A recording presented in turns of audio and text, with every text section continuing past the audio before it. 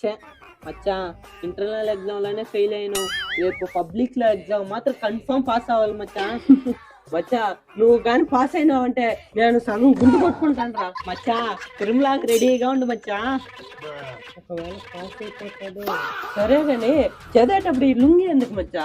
మచ్చా, చదివేటప్పుడు ఫ్రీగా ఉండాలి మచ్చా. అంటే ఈ రోజు నైట్ ఎట్టవాడు చదవాలి మచ్చా, రేపు ఎగ్జామ్ ఉంది కదా.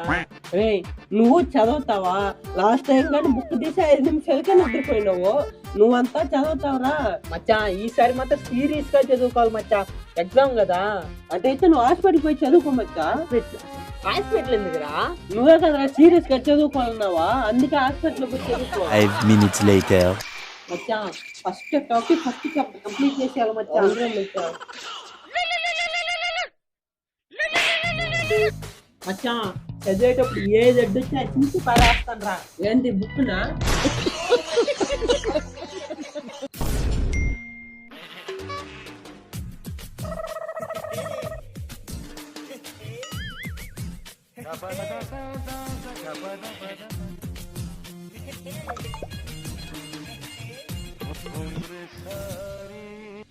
హాఫ్ అన్ అవర్ అయిపోయిందా?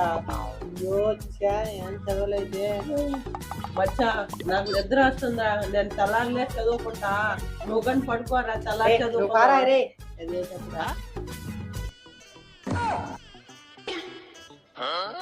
ఆంధ్ర నిద్ర వచ్చినట్టుందా? ఒక్కరు కనబట్టలేదే. ఆ కళ్ళంతా మంటగా ఉంది. ఒక 2 నిమిషాలు అట్టా నిద్రపోయి లేక మైండ్ అన్నా ఫ్రీ అవుతుంది. నేను చదివేది మాత్రం ఎవరు ఆపలేరు రా.